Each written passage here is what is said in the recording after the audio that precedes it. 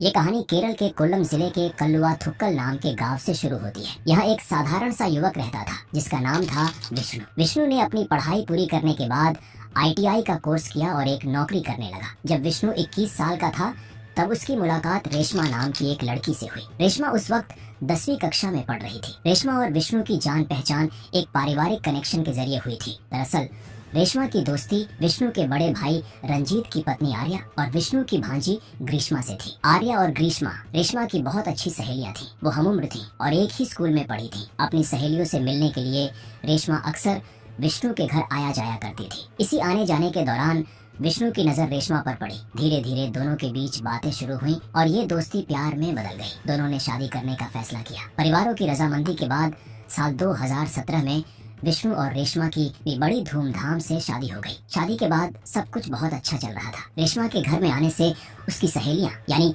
आर्या और ग्रीष्मा भी बहुत खुश थीं। इनकी दोस्ती पहले से कहीं ज्यादा गहरी हो गई थी। शादी के कुछ समय बाद रेशमा ने एक प्यारी सी बेटी को जन्म दिया। घर में खुशी का माहौल था। विष्णु और रेशमा अपनी छोटी सी दुनिया में बहुत खुश थे, लेकिन किसे पता था कि ये खुशी ज्यादा दिन तक नहीं टिकने वाली है। समय बीतता गया। एक दिन रेशमा ने विष्णु से एक एंड्रॉइड स्मार्टफोन की मांग की। पहले वो एक साधारण फोन इस्तेमाल करती थी, लेकिन अब उसे भी इंटरनेट की दुनिया देखनी थी। अपनी पत्नी की खुशी के लिए विष्णु ने उसे एक नया स्मार्टफोन दिला दिया, लेकिन यही वो पल था जहां से उनकी जिंदगी बदलने वाली थी। स्मार्टफोन हाथ में आते ही रेशमा की दुनिया बदल गई। वो सोशल मीडिया, खास तौर पर फेसबुक की दुनिया में खोने लगी। धीरे धीरे उसे मोबाइल की ऐसी लत लग गई कि उसे घर गृहस्थी और परिवार के बाकी कामों का भी होश नहीं रहता था। वो घंटों तक फोन में ही लगी रहती। विष्णु को ये बात खटकने लगी। जब भी विष्णु घर आता वो देखता कि रेशमा फोन में व्यस्त है। इस बात को लेकर दोनों के बीच कहासुनी होने लगी। विष्णु उसे समझाता कि वो फोन का इस्तेमाल कम करे और परिवार पर ध्यान दे, लेकिन रेशमा पर इसका कोई असर नहीं होता था। रेशमा की ये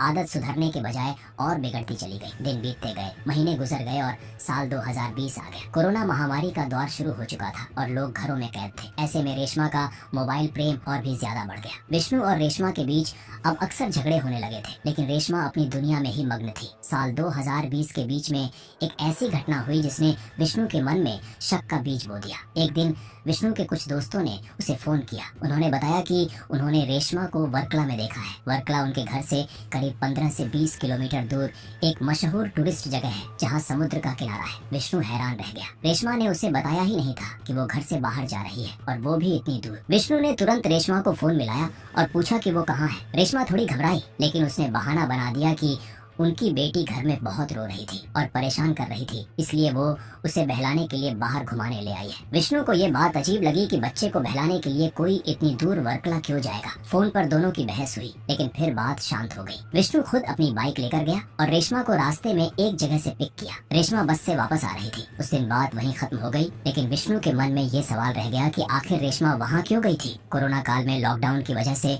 विष्णु की नौकरी छूट गई। घर के हालात खराब होने लगे। पैसों की इतनी तंगी हो गई कि विष्णु को अपना घर बेचना पड़ा। घर बेचने के बाद विष्णु अपनी पत्नी रेशमा और बेटी को लेकर अपने ससुराल रहने चला गया। रेशमा के पिता का नाम सुदर्शन पिल्लई था। वो पेशे से एक कारपेंटर थे और उनका घर पास ही के एक इलाके में था। अब विष्णु और रेशमा वहीं रहने लगे। वक्त गुजरता गया और साल 2021 आ गया। किसी को अंदाजा नहीं था कि नए साल की शुरुआत एक भयानक घटना के साथ होने वाली है। तारीख थी 5 जनवरी 2021। रोज की तरह रेशमा के पिता सुदर्शन पिल्लई सुबह जल्दी उठे। नहाने धोने के बाद वो पूजा करने के लिए पास के ही एक मंदिर में गए। जब वो मंदिर से पूजा करके वापस लौट रहे थे तो उन्हें अपने घर के पास वाले एक सुनसान खेत से किसी बच्चे के रोने की आवाज सुनाई दी। वो ठिठक गए। उन्होंने इधर उधर देखा, लेकिन कोई नहीं दिखा। फिर वो आवाज की दिशा में आगे बढ़े। थोड़ा आगे जाने पर उन्होंने देखा कि सूखे पत्तों का एक ढेर लगा हुआ है और रोने की आवाज उसी ढेर के नीचे से आ रही थी। उनका दिल जोर से धड़कने लगा। उन्होंने तुरंत अपने दामाद विष्णु को आवाज लगाई, जो पास ही में टहल रहा था। विष्णु दौड़ता हुआ वहां पहुंचा।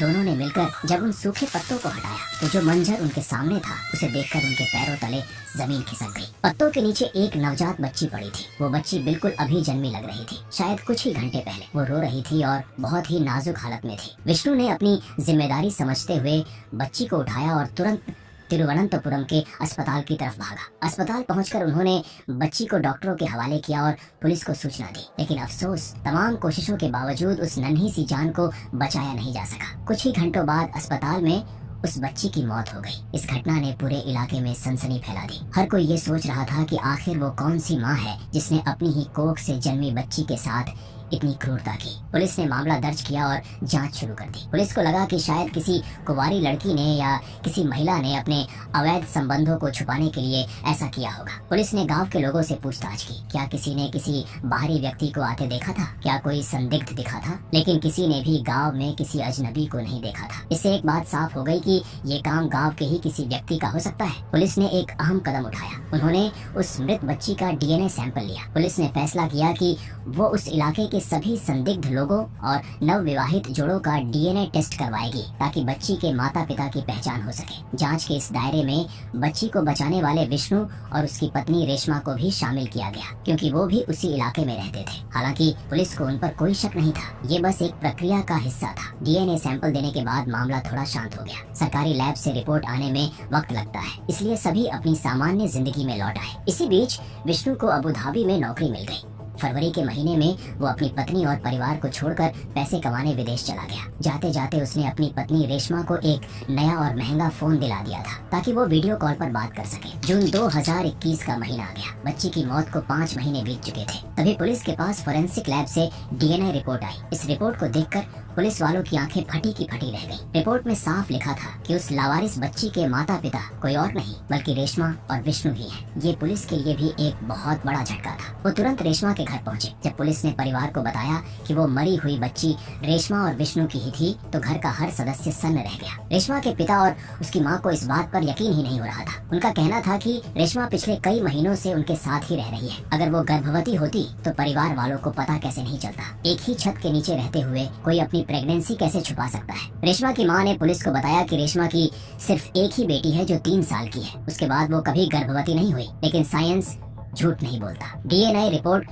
100% सही थी। पुलिस को यकीन हो गया कि रेशमा ही मुजरिम है। पुलिस ने रेशमा को गिरफ्तार कर लिया। पुलिस हिरासत में जब रेशमा से सख्ती से पूछताछ की गई तो वो टूट गई और उसने जो सच उगला वो किसी फिल्मी कहानी से भी ज्यादा अजीब था। रेशमा ने कबूल किया कि वो बच्ची उसी की थी। उसने ही 5 जनवरी की सुबह घर के बाथरूम में उस बच्ची को जन्म दिया था और फिर चुपके से उसे घर के पीछे खेत में ले जाकर सूखे पत्तों के नीचे छुपा दिया था ताकि वो मर जाए। लेकिन सवाल ये था कि एक माँ ऐसा क्यों करेगी और पति के साथ रहते हुए भी उसने ये बात क्यों छुपाई। रेशमा ने बताया कि ये सब फेसबुक की वजह से हुआ। उसने बताया कि करीब 1.5-2 साल पहले उसने फेसबुक पर अपना अकाउंट बनाया था। वहाँ उसकी दोस्ती आनंदू नाम के एक लड़के से हुई। आनंदू से चैट करते करते रेशमा को उससे प्यार हो गया। वो अपने पति और परिवार से दूर होती गई और दिन रात आनंदू के ख्यालों में खोई रहने लगी। रेशमा ने बताया कि वो आनंदू से कभी मिली नहीं थी, न ही उसने कभी उसकी आवाज सुनी थी, न उसे कभी वीडियो कॉल पर देखा था। उनकी बातें सिर्फ मैसेंजर पर टेक्स्ट के जरिए होती थी। बातों ही बातों में उनका प्यार इतना गहरा हो गया कि वे साथ जीने मरने की कस्में खाने लगे। रेशमा ने आनंदू को बता दिया था कि वो शादीशुदा है, लेकिन आनंदू ने कहा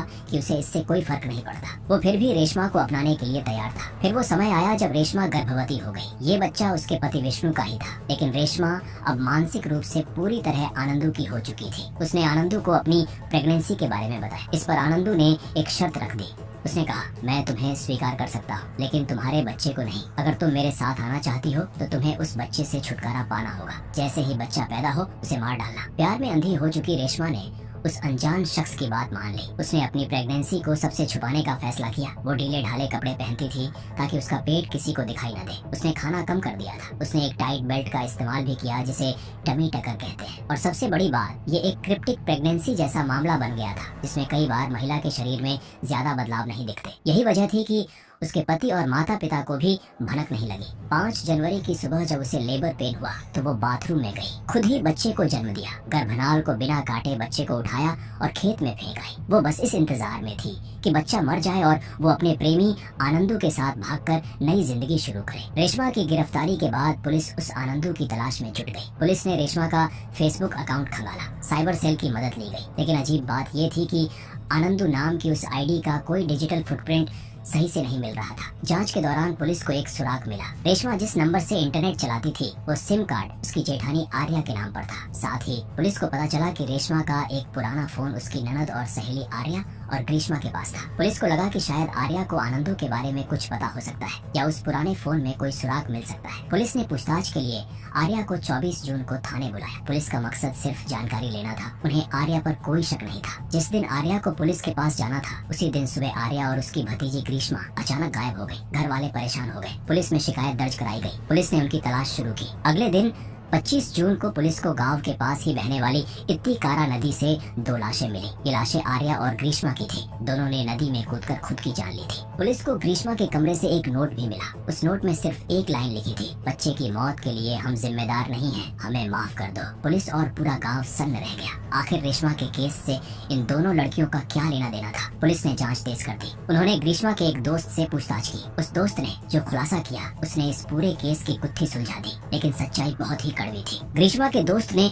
और बाद में पुलिस की साइबर जांच ने ये साबित कर दिया कि दुनिया में आनंदू नाम का कोई लड़का था ही नहीं। दरअसल हुआ ये था कि रेशमा शादी के बाद से ही हर वक्त मोबाइल में लगी रहती थी। उसकी सहेलियां आर्या और ग्रीष्मा उसे चिढ़ाना चाहती थी या शायद उसे सबक सिखाना चाहती थी कि वो परिवार पर ध्यान दे। इसलिए ग्रीष्मा ने एक फर्जी फेसबुक आईडी बनाई और उसका नाम रखा आनंदू। उसने रेशमा को फ्रेंड रिक्वेस्ट भेजी। रेशमा ने रिक्वेस्ट एक्सेप्ट कर ली। इसके बाद आर्या और ग्रीष्मा ने मिलकर आनंदू बनकर रेशमा से चैट करना शुरू किया। शुरू में ये सिर्फ एक मजाक था। वो देखना चाहती थी कि रेशमा क्या करती है, लेकिन रेशमा उस फर्जी प्रोफाइल के प्यार में इतनी गंभीर हो गई कि उसे दिन रात की सुध नहीं रही। आर्या और ग्रीष्मा को ये मजाक बहुत भारी पड़ने लगा, लेकिन वो डर गई कि अब अगर उन्होंने सच बताया तो रेशमा गुस्सा होगी, इसलिए उन्होंने ये नाटक जारी रखा। जब रेशमा ने चैट पर बताया कि वो गर्भवती है तो आर्या और ग्रीष्मा को लगा कि रेशमा झूठ बोल रही है। उन्हें पता था कि रेशमा घर पर ही है और उन्हें उसका पेट निकला हुआ नहीं दिखा था। उन्हें लगा रेशमा बस आनंदू को परखने के लिए या उसे शादी के लिए मजबूर करने के लिए प्रेगनेंसी का नाटक कर रही है। इसलिए उस झूठ का जवाब देने के लिए उन्होंने आनंदू बनकर मजाक में कह दिया कि अगर बच्चा है तो उसे मार डालो, तभी हम साथ रह पाएंगे। उन्हें सपने में भी अंदाजा नहीं था कि रेशमा सच में गर्भवती है और वो सच में उनके कहे अनुसार अपने बच्चे को फेंक आएगी। जब रेशमा पकड़ी गई और पुलिस ने आर्या को पूछताछ के लिए बुलाया तो आर्या और ग्रीष्मा बुरी तरह डर गई। उन्हें एहसास हो गया कि उनके एक प्रैंक की वजह से रेशमा ने अपने बच्चे को मार डाला है। उन्हें लगा कि अब पुलिस उन्हें ही बच्चे के कत्ल का जिम्मेदार मानेगी और उन्हें जेल जाना पड़ेगा। समाज की बदनामी और पुलिस के डर से दोनों लड़कियों ने अपनी जान देने का फैसला कर लिया और नदी में कूद गई। इस तरह एक फेसबुक मजाक ने 3 जानें ले ली। रेशमा को जब जेल में पता चला कि आनंदू कोई और नहीं बल्कि उसकी अपनी सहेलियां थी तो उसे गहरा सदमा लगा। उधर विष्णु जो विदेश गया था पैसे कमाने, जब लौटा तो उसकी दुनिया उजड़ चुकी थी। उसकी पत्नी जेल में थी, उसकी बच्ची मर चुकी थी, उसकी भाभी और भांजी मर चुकी थी, पूरा परिवार बिखर गया था। आज रेशमा जेल की सलाखों के पीछे अपने किए की सजा काट रही है। दोस्तों, अगर वीडियो पसंद आया हो तो वीडियो को एक लाइक जरूर करें और चैनल को भी सब्सक्राइब करें। हम इस तरह का वीडियो लाते रहेंगे।